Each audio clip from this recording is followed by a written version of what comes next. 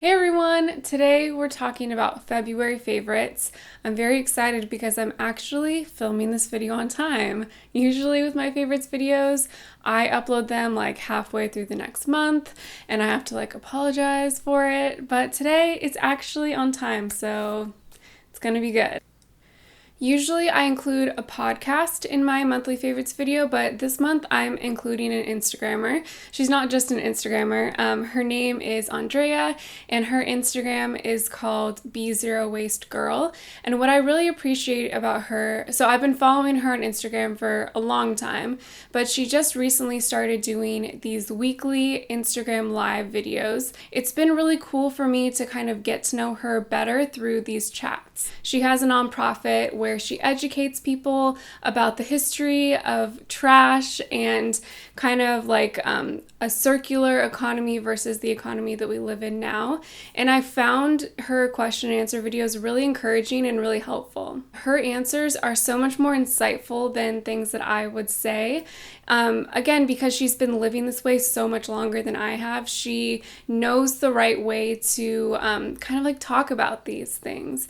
And it's encouraging because she talks a lot about like how to share this lifestyle with people that you know that may not see the value in it. Again, she's an educator, so she focuses on that aspect of it. So I just really appreciate her perspective. She's really open and honest about things, and she's really encouraged me to continue living this way. Obviously, I'm not on the level that she is at all, but I do try my best to buy things package free when I can, to not buy a lot of plastic, and to really think about my purchases and think about how long I'll be able to use things that I purchase, and if there's a way that I can kind of extend the life of products that I buy, or do I really need this product that I'm buying, things like that. So she's been really encouraging. I think you guys will really like her too, so I would definitely recommend checking out her Instagram.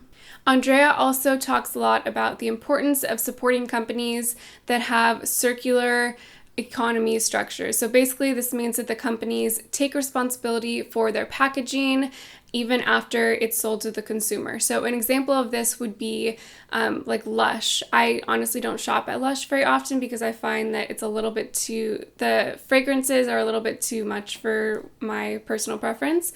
But they have a program there where you can give back the packaging and then they'll recycle it, and then I think you get something free too. But that model of the consumer giving back the packaging to the company is really important when thinking about zero waste alternatives, because the reality is we don't live in a world or an economy that supports zero waste. But when companies take responsibility for their packaging in that way, it really helps to close the gap because you're not adding packaging to landfill. So I looked up one of my favorite cosmetic companies in hopes that they had some sort of program like this, and it turns out they do. So 100% Pure is my absolute favorite brand of the moment. I love the ingredients they use, and now I love them because I know that they have this recycling program.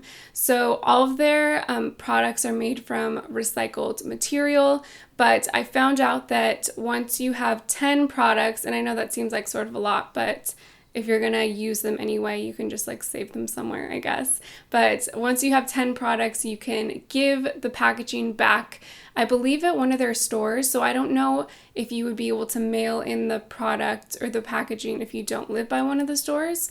I guess that's worth looking into, but when I was looking on their website, it said you can bring in 10 empty packages into one of their stores and they'll then take it back and recycle it, turn it into new product packaging, and then I think you can pick out a travel size product or something, which honestly I'm not that interested in, but I am interested in the fact that they are taking responsibility for their product packaging so that I don't have to throw it into a landfill. So that's amazing. I was so excited when I heard that because I do use a lot of their products. Anyway, so that kind of ties into my next favorite, and that's this 100% Pure liquid eyeliner. I had used one from Zuzu Luxe and it just didn't work well for me. It had beautiful color payoff, but it smudged really easily. And when I'm looking for a liquid eyeliner, I'm looking for one that has staying power because I like to use it for cat eyes. and it just bugs me so much to have to like carry my, eyeliner with me when I'm out. So anyway, I was really happy when I found this one because it has amazing staying power. It's kind of, I don't think, so mine, the top part comes off, the little metal part, and I don't think that's supposed to happen, but honestly, I don't mind because I like having the smaller cap for application anyway, but it's just a brush tip eyeliner. Really simple, and I will say that sometimes I have to do 2 coats because it's not completely opaque the first time, but the staying power is incredible. When I first got this in the mail, I swatched it on my hand to just sort of like see what the application was like, and it dried, and I sort of tried to like smudge it off and it didn't move at all. And that's a big deal when it comes to natural beauty products, that it didn't smudge at all. So I've been really liking this. I don't wear liquid eyeliner all the time, but when I do, this has been my go-to, and I am so excited that I found this one. I just looked in the viewfinder and my hair was looking sort of flat, so I'm fixing it real quick. I haven't been using heat on my hair for a really long time, and I just straightened it because I was sort of getting bored with my natural waves, and it's just so, like, I brushed it before filming this video, and I like don't brush my hair because it's naturally wavy, and so I was like, whoa, this is so weird that I'm like just brushing it and it actually looks good. So anyway, I just needed to fix it really quick because it's sort of like, I'm not used to it being so flat, but working with it. Okay, so love this eyeliner. I'm so glad I found it. And also, I don't think I mentioned before, it doesn't have alcohol in it, and that's a really big deal for me because recently I've been transitioning away from products that have alcohol in them because I've found that they really dry out my skin. So that's that. The last product that I'm going to share with you guys sort of ties into the other ones that I've spoken about, which is sort of random. But anyway, it's an app and it's called Think Dirty. And on this app, you can type in beauty products or home care products to see what the ingredients are and to see kind of like the toxicity rating on them. So this app will be great for any of you who are transitioning from traditional products to more cleanly formulated ones. It's really helpful and has tons of information in it. One of the really cool features about it is that you can scan products when you're in the store, and then all the information gets pulled up for you right there. I honestly don't use that feature very often because I don't just go into stores anymore and like browse and buy things, but I can totally see how this would be helpful if you're just running out and wanting to make sure that the product you're buying is cleanly formulated. And I apologize, I feel like my voice is sort of getting worse through this video. I think I'm getting a cold, and I hope that you guys can deal with my voice right now. Let's get through this video together. So anyway, like I said, I don't use that feature a lot, but I do type in product names of things. Like that eyeliner, I typed it in here to make sure that there was no alcohol in it or any other crazy ingredients. And another thing that I used, I didn't use it actually on this app. I used it on, they used to just have a website that you could type stuff into, but now this app's super helpful. But back, maybe, I don't know if it was a year ago or close to a year ago, I was using Mrs. Meyer's soap, like hand soap, and it was sort of bothering my hands and I didn't know why, so I typed it in here. I found out that it actually had a 9% or like number 9 toxicity rating. So what's interesting about this is that, like, okay, you can type in your product. It'll say if it's, obviously the higher the number, the more toxic it is. And I think it's 1 through 10. So you can type in your product and look at its profile. And then there's, again, the dirty meter saying if it's neutral, half and half, or a dirty product. And then there's a tab where you can see all the ingredients. And this is what's really helpful for me, is that obviously the dirty ingredients are going to be red. So in this case, it's fragrance. You can click on the tab and it'll tell you the name of the dirty ingredient, other names that it goes by, the usage, so kind of why it's included in these products, health impacts, and then an explanation. So here it talks about hormone disruption, how fragrance can cause hormone disruption and other things.